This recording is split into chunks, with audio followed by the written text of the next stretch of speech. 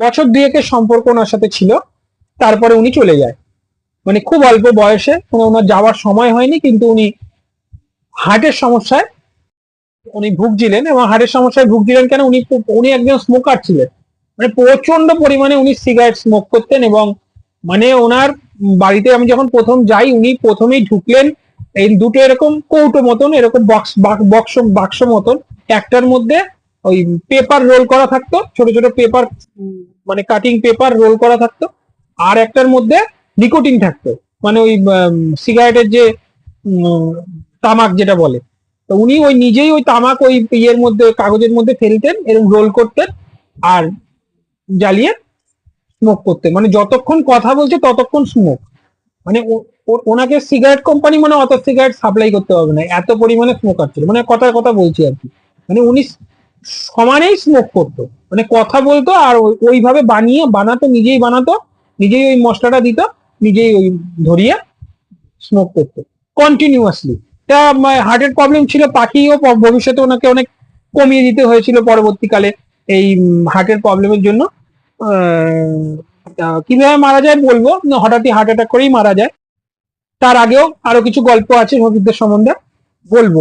তাই এইখানে যে ব্যবসা ভিত্তিক বিষয়টা, এই নমস্কার বন্ধুরা, 14 নম্বরের এপিসোডে আপনাদের আরো একবার স্বাগত জানিয়ে আজকের ভিডিওটা শুরু করছি।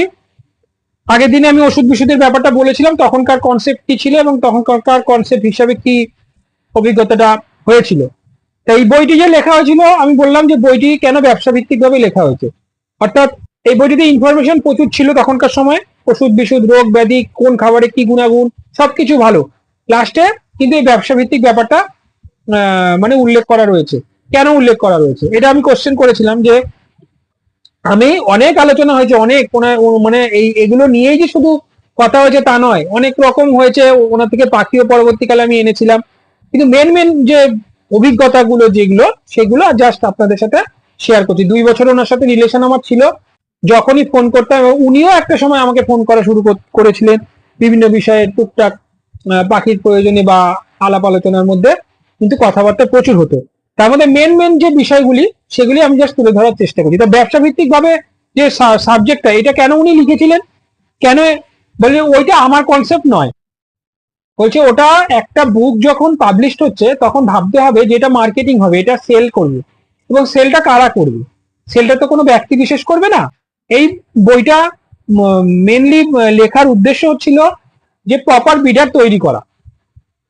তার কারণ কি, তখন প্রচুর পরিমাণে ওয়েস্ট বেঙ্গল থেকে পাখি বাইরে যেত, এবং হেলদি পাখি বা সুস্থ পাখি না হলে সেটা যেত না, মানে সেটা রিজেক্ট হয়ে যেত। মানে খুব হেলদি পাখি না হলে সেটা বাইরে যেত না। এবং ওষুধ বিষুধ সম্পর্কে ন্যূনতম ধারণাটাও যেহেতু কারোর ছিল না, এই বইটা হাতে পাওয়াতে ওষুধ বিষুধের ন্যূনতম ধারণাগুলি কিন্তু সবার হাতে চলে আসে। এবং মোটামুটি একটা তো মানে একটা কনসেপ্টে পাখি করা যায়, এই ব্যাপারটা কিন্তু আসে। এবার ভালো মন্দ, হাই আরো সুন্দর, সেটা আলাদা বিষয়, কিন্তু পথে তো নেমে যাওয়া যায়। এবং বিডার যদি তৈরি না হয়, তাহলে ট্রেডাররা মাল পাবে কোথা থেকে? কিন্তু তখন কিন্তু বিডার তৈরি করার একটা, মানে যত বিডার তৈরি হবে তত ট্রেডারদের সুবিধা হবে, ট্রেডাররা মাল পেতে সুবিধা হবে। যেমন এখন যেরকম প্রচুর বিডার তৈরি হয়ে যাওয়াতে ট্রেডাররা সস্তায় মাল কিনতে পারছে। তা এই বইটা যে মার্কেটিং হবে, এই বইটা যে সেল করবে, সেটা কারা সেল করবে? সেটা তো ট্রেডাররাই সেল করবে। বিডাররা কয়জন? বিডাররা তো সেল করবে না, সেটা মার্কেটে সেল হবে। এবার সেখানে যদি সবার স্বার্থ না থাকে, সবার স্বার্থ যদি সেখানে সিদ্ধি না হয়, তাহলে এই বইটাকে প্রমোট করবে কেন? এই বইটার কথা বলবে কেন? এই বইটা যখন বেরায়, তখন সবার মুখে মুখে এই বইটা ছিল। ট্রেডারের ঘরে গেলেও দেখবেন এই বইটা সেল করছে, তারা বিডারদের হাতে এই বইটা তুলে দিচ্ছে, যে এই বইটা নিয়ে যান, এই বইটা পড়ুন, ভালো মতন পাখি করে নিয়ে আসুন, পাখিগুলো ভালো মতন করুন, শিখুন, তাহলে তাহলে পাখির কোয়ালিটিটা ভালো ভাবে করতে পারবেন। এবং এতে খাঁচা থেকে শুরু করে দানা দানা ব্যবসায়ী সকলেরই লাভ। কারণ যত পরিমাণে বিডার তৈরি হবে মার্কেটে, তত খাঁচার সেল বাড়বে, তাই না? তত পাখির খাবারের সেল বাড়বে। তা খাবারের দোকানদাররাও কিন্তু এই বইটা চাইবে যে সবার হাতে হাতে তুলে দিই, তাহলে বিডার তৈরি হবে। ওই দেখুন, এইভাবে করুন, এত জোড়া পাখি, পাখিটারও সেল হবে। বিডার তৈরি হবে মানেই পাখি সেল হবে, খাঁচা সেল হবে, পাখির খাবার সেল হবে, ওষুধ বিশুদ্ধ সেল হবে, টোটাল মার্কেটটা গ্রো করবে। এই মার্কেটটা গ্রো করার জন্য বইটাকে একটা ইম্প্যাক্ট করতে হবে। ইম্প্যাক্ট করতে গিয়ে কিন্তু এই সমস্ত বিষয়টা। এবার এখানে আমার জ্ঞান, আমি যতটুকু যা জানি, মানে সৌভিকদার কথা বলছি, সৌভিকদা যতটুকু যা জানে তার জ্ঞানগুলি সমস্ত শেয়ার করেছে, এবং তার পাশাপাশি আরো যে 10 জন ছিলেন যারা তাদের জ্ঞানগুলিও এখানে দিয়েছেন, তাদের অ্যাভিয়ারির স্ট্রাকচার গুলি ছবিতে দিয়েছেন, পাখির ছবি বিভিন্নভাবে এক একজন এক এক রকম ভাবে এখানে হেল্প করে এই বইটাকে দাঁড় করিয়েছিল। তার মানে কোনো একটা ছোট উদ্দেশ্য নিয়ে কিন্তু কোনো কিছু প্রমোশন হয় না। অর্থাৎ কমার্শিয়াল ব্যাপারটা যদি না আসে, কোনো প্রোডাক্ট হোক, কোনো কোনো সাবজেক্ট হোক, সেটা যদি কমার্শিয়াল না হয় তাহলে মার্কেটিং করতে খুব অসুবিধা হয়। তো সেই ক্ষেত্রে কিন্তু বইটা কমার্শিয়াল একটা বুক ছিল, তার জন্য কিন্তু মার্কেটিং করতে সুবিধা। তা বইটার মধ্যে কিন্তু এইটা হচ্ছে মেন কনসেপ্ট। কারণ না হলে বইটার সেল হবে না। যে যে বইটাকে প্রকাশ করছে সে তো দেখবে যে কোন বেসিসে আমি বইটাকে মার্কেটে ফেলবো যাতে বইটার সেল হবে। এই সমস্ত বিষয়গুলি কিন্তু এর মধ্যে ইম্প্যাক্ট রয়েছে বলেই বইটা কিন্তু মার্কেটিং একটা সময় হুড়হুড় করে হয়েছে, প্রচুর মানুষ এটা দেখে কিন্তু পাখির জগতে ঢুকেওছে, এসেওছে, কিন্তু হাবুডুবু খেয়ে যারা অভিজ্ঞতা পায়নি, অভিজ্ঞতা লাভ করতে পারেনি, শুধুমাত্র ব্যবসা ভিত্তিক ভাবে নেমেছিল, এই তারা কিন্তু আজ আর মার্কেটে নেই, চলে গেছে। কারণ শুধু ব্যবসা ভিত্তিক ভাবে তো হবে না। আর এই বইটা তারাই ম্যাক্সিমাম হাতে পাবে যাদের একটু হলেও নেশা আছে। কেননা আপনি তো হুট করে গিয়ে একটা পাখির বই কিনবেন না।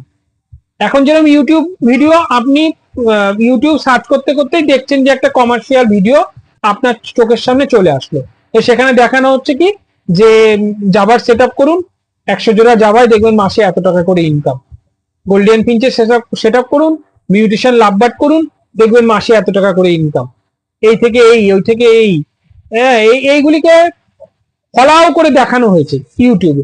তো এইখানে তো কোনো শখের মানুষ দেখতে বসেনি। ইউটিউব সার্চ করতে করতে দেখা গেল ওইরকম একটা ভিডিও আসলো, সেটা দেখলো, সেটা যেখানে যার ন্যূনতম শখ পর্যন্ত পাখির জন্য নেই, সেও হয়তো এই ইউটিউব দেখে বর্তমানে এখন পাখির জগতে এসে গেছে কিছু পয়সা ইনভেস্ট করে। আগেকার সময় কিন্তু সেটা হতো না। এই বইটা তারাই হাতে পেত যারা একটু হলেও পাখির প্রতি শখ আছে। ধরুন আমি 5 জোড়া বদ্রি করি, 5 জোড়া ককটেল করেছি আমি, এবার আমাকে কেউ এই বইটির সন্ধান দিয়েছে, এই বইটি পড়ো, তখন আমি বইটি হাতে পেলাম, বইটি হাতে পেয়ে হয়তো ফান্ডটাকে একটু বড় করলাম। তখন ব্যাপারটা এরকম ছিল। তা বড় করতে গিয়েও অনেকে হাবুডুবু খেতেন, বেসিক জ্ঞানটা হয়তো প্রপারলি সেই, কেননা ভেটেরিনারি প্রোডাক্ট মানেই যে এই ওষুধ ফষুধ ব্যবহার করলেই যে সবকিছু হবে তা তো না। যে তখনও বলছি আমিও তো সমস্যা ফেস করছি, সৌভিকদাও সমস্যা ফেস করছি, সমস্যা এবং সমাধান, সমস্যার সমাধান এই করে করে কিন্তু সবারই একটা চলতো। খুব একটা ইজি ব্যাপার কিন্তু ছিল না। পাখি মরতো, পাখি মোল্টিং এর সময় কিছু মারা যেত, সেগুলোকে আবার অ্যান্টিবায়োটিক দিয়ে ট্রিটমেন্ট করে, এই পদ্ধতিগুলি কিন্তু আগেকার সময় চলতো, এবং সেগুলি যে খুব একটা ভালো পদ্ধতি তা না। মানে এতে এতে হেডেকের পরিমাণটা খুব বেশি, এবং পাখি ছেড়ে যাওয়া যেত না, এই সমস্ত গুলি কিন্তু আগেকার দিনে খুব হতো। মানে হেডেকটা প্রচুর ছিল, যখন তখন পাখি, ওয়েদার চেঞ্জ হচ্ছে পাখি অসুস্থ হয়ে যাচ্ছে, এই ঠান্ডা থেকে গরম হচ্ছে পাখি অসুস্থ হয়ে যাচ্ছে, খুব গরম পাখি ভাপাচ্ছে অসুস্থ হয়ে যাচ্ছে, ফেদারের প্রবলেম হচ্ছে, ফেদার উঠে যাচ্ছে, নানান রকম সমস্যা। এইগুলি কিন্তু প্রপার একদম ছিল না, কেননা পাখির জন্য প্রপার যা যা জিনিসগুলি দরকার সেই জিনিসগুলি কিন্তু ভেটেরিনারির মধ্যে ছিল না। এগুলি অল ভেটেরিনারি প্রোডাক্ট হিসেবেই ছিল, যেগুলিকে আমরা একটা ডোজ হিসাবে পাখির উপরে প্রয়োগ করে করে ব্রিডিংটা নেওয়ার চেষ্টা করে গেছি। তো সেই হিসাবে বইটি করা হয়েছিল। সৌভিকদার এটা মানে একটা গিফট ছিল তখনকার সময়, বলা যেতেই পারে। যাই হোক, আলোচনাটা মনে হয় হলো, আর বেশি বাড়িয়ে লাভ নেই। যারা সৌভিকদাকে চেনেন না তারা তাদের কাছে এই গল্পগুলি তো বলেও যে কতটুকু কি তাদের মাথায় ঢোকানো যাবে এটা, সে কেননা ওই মানুষটা যে কি অবদান ছিল সে মানে যারা ওই সময়কার তারাই একমাত্র জানে, তাছাড়া বোঝা মুশকিল। আমি একটু কৃতজ্ঞতা স্বীকার করলাম, এদেরকে নিয়েই আমার পথ চলা শুরু হয়েছিল, তাই জন্য সবার কৃতজ্ঞতাগুলি একটুখানি বললাম, স্বীকার করলাম, স্বীকার করে আমি একটু আগের দিকে এগোবো। পরবর্তী ভিডিওটা বানাবো হচ্ছে অ্যান্টিমাইটস যে পাউডারটা আমি বানাই, এই পাউডারটারও কিন্তু সূত্রপাত এই এনাদের দ্বারাই হয়েছিল। মানে এই সৌভিকদার কিন্তু মোটামুটি একটা কমার্শিয়াল পাউডার প্রথম মার্কেটে সৌভিকদাই কিন্তু নিয়ে আসে, এবং এর পাশাপাশি আরো অনেকেই বানাতো। যেরকম এখন আমি অ্যান্টিমাইটস পাউডার বানাই, এবং এর পাশাপাশি অনেকেই বানিয়ে মার্কেটে বসছে, হাটে নিয়ে দিচ্ছে। এইরকম তখনও ছিল, তখনও দুই একজন হয়তো আরো ছিল। এই পাউডারটা নিয়ে আমি গল্পটাকে আগের দিকে কিন্তু বাড়াবো। সৌভিকদার বিষয়টাকে নিয়ে তারপরে আমি আমার অ্যান্টিমাইক্স পাউডারের যে প্রথম জার্নিটা স্টার্ট হয়, কিভাবে স্টার্ট হয়, কেন এই প্রোডাক্টটা তৈরি করার প্রয়োজন পড়ে, এগুলি নিয়ে কিন্তু গল্পটাকে আমি এবার আস্তে আস্তে আমার দিকে কনভার্ট করব। সৌভিকদার থেকে শুরু, সৌভিকদার কাছেই প্রথম এই পাউডারটা সুন্দরভাবে, সুন্দর কোয়ালিটির একটা পাউডার সৌভিকদার কিন্তু তৈরি করেছিলেন। এটা নিয়ে পরের ভিডিওটা আমি বলবো, এবং বলে আস্তে আস্তে আগের দিকে ভিডিওটাকে নিয়ে যাবো। যাই হোক, আজকের মতন ভিডিওটা এইটুকুই।